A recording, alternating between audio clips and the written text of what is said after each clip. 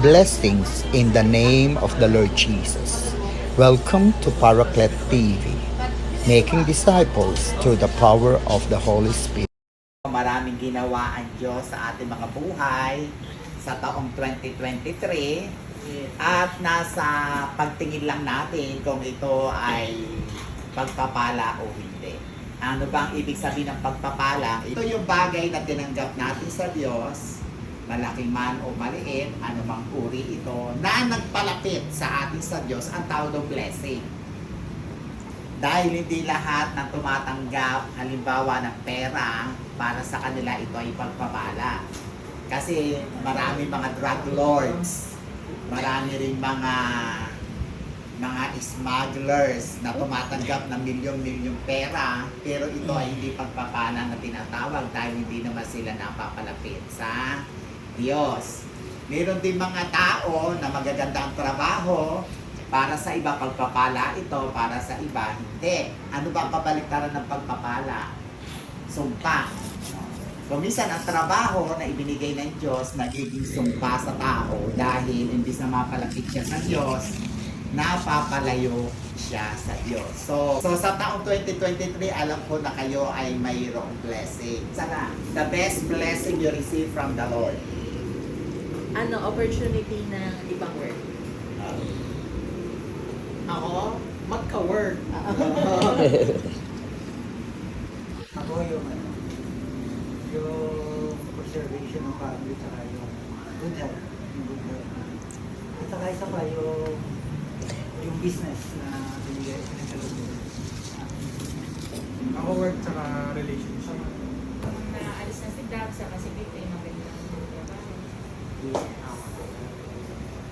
Ako yung work na super lapit sa bahay. Kasi lagi ako nasa malayo Ang Panginoon Jesucristo nung siya ay nag-ministry, may pinagaling siya 10 itonge. At nung mapagaling niya na ito, iisa lang ang bumalik para magpasalamat. So napakagandang ginagawa kapag lalo na natatapos ang lumang taon, 2023, na ang bawat isa sa ating bumabalik sa Diyos para magpasalamat. No? Ito ay isang ugali na makikita natin mula sa mga nauna sa atin ng mga mananampalataya sa Panginoon. Isang halimbawa niyan ay si Haring David. No? Babasahin ko yung kanyang pasasalamat sa aklat ng Awit 103. Bless the Lord, O my soul, and all that is within me, bless His holy name. Bless the Lord, O my soul, and forget not all His benefits. So, yun ang una niya pinagpapasalamat sa Panginoon, yung mga benefits na tinanggap niya. Una, ipinalit siya kay Haring Saul, at sa pamamagitan ni Samuel, Propeta Samuel, siya ay inanoint, binahiran para maging hari. At bilang hari, alam naman natin, bilang puno ng isang bansa, maraming benefits yun. At pangalawa, who forgives all my iniquities. Yung nagpatawad sa kanyang mga kasalanan, sa kanyang mga pagkukulang. At tayo din naman ay hindi malayo kay Haring David na tayo rin ay nagkakasala. Katayuan natin bilang mananampalataya, pag tinitingnan tayo ng Diyos Ama, perfecto tayo dahil si Kristo ang nakikita niya sa atin. Pero dahil tayo inabubuhay dito sa lupa, naapektuhan tayo, na-influensyahan tayo, at may mga dahilan na dahil na rin sa tigas ng ating ulo, sa kakulangan ng ating mga kaalaman tungkol sa banal na kasulatan, at sa kakulangan ng ating pagpipigil sa sarili at sa mga temptations na nilalagay ni Satanas, bumabagsak tayo at tayo ay nagkakamali. Sa ating buhay, ang Diyos ang ating kalakasan. Kapag umasa tayo sa ating mga sarili, tayo ibabagsak at babagsak dahil ang Diyos lamang, ang Panginoon Kristo ang ating tagapagligtas. Siya ang tutulong sa atin, ang banal na Espiritu pinadala niya upang tayo ay magkaroon ng lakas laban sa kasalanan. Amen. Pangatlo, who heals all our diseases. Ang Diyos nagpagaling at patuloy na nagpapagaling sa anumang mga sakit na atin ay nararanasan. Dahil ang Diyos natin ay makapangyarihan sa lahat, ang dakilang manggagamot, our Jehovah Rapha, no, na siyang nagpapagaling sa ating mga sakit. Ang sabi dito, redeems our life from the pit, no, na Habang tayo nabubuhay sa daigdig, hindi tayo libre sa mga sakuna. No, hindi tayo libre sa mga aksidente. Bawat oras, bawat sandali na ating mga buhay, pwede tayo magkaroon ng aksidente at malagay sa panganib.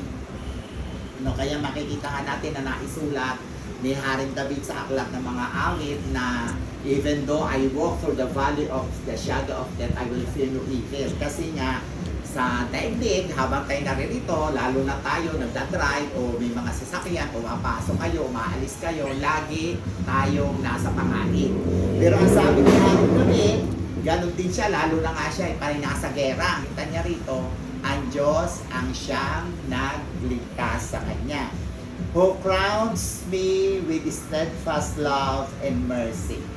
Na ang Diyos patuloy na nagpapakita ng kanyang pag-ibig sa kanya, sa atin din, at syempre ng kanyang habag o kaawaan. Ano ibig sabihin ng habag? Ang grasya, hindi natin karapat-dapat na tumanggap ng mga bagay sa Diyos, pero binibigyan niya tayo. Dahil siya ay mabuti, hindi dahil deserving tayo. Dahil, ano ibig sabihin ng mercy? Dapat tayong parusahan sa tigas ng ating mga ulo. Dapat tayong parusahan sa mga kasalanan. Pero pinipigil ng Diyos yung parusa na dapat ay tanggapin natin. Ang tawag doon habag. Kinahabagan tayo ng Panginoon. At sa kaulihan, who satisfies you with good so that your youth is renewed like the eagles. Na sa ibang salin ko sa Tagalog, na ang kasiyahan niya ay galing sa Panginoon, at dahil sa ang kasiyahan niya ay galing sa Panginoon, ito'y nagbibigay sa kanya ng lakas na para siyang batang-bata. Nahigit sa mga material na bagay na ating nakikita, ang Panginoon Kristo dapat ang ating kasiyahan. Dahil kapag si Jesus ang ating kasiyahan, lumalakas tayo. Sabi nga ng banal na kasulatan, the joy of the Lord is my strength. No? Kapag masaya tayo na si Jesus ang ating Panginoon, masaya tayo na ang Panginoon Kristo ang ating tagapagligtas, siya ang ating Diyos, bibigyan niya tayo ng lakas. Kaya purihin natin ang Panginoon, na ang ating Panginoon ay kailanman hindi nagkulang sa taong 2023. Amen? Amen. Sige, yumuko tayo. Panginoon, pinapasalamatan ka po namin. Niluluwalhati ka po namin na dinadakila sa aming kalagitnaan, Yes, sa aming pong Lord. pamilya. Salamat po, Panginoon, narinig mo yung mga bagay na tinanggap ng aming mga anak, pati na ng aming mga kamag-anak, Panginoon, sa mga bagay na kanilang itinuring na pagpapala. Ang trabaho, ang relasyon, ang mga bagay na ipinagkaloob mo, kalusugan at maayos na pamilya ay tunay na tinatanggap ng bawat isa sa amin na ito ay pagpapala, at dahil dito lalo kaming tumingkad, lalo kaming tumatag sa aming pananampalataya. Pinapasalamatan ka namin, niluluwalhati ka namin, kami nagpapakumbaba, wala po kami kung wala ka sa aming mga buhay. Yes. Ano man ang aming tinatangkilik, ano man meron kami, ito ay galing lahat sa iyo.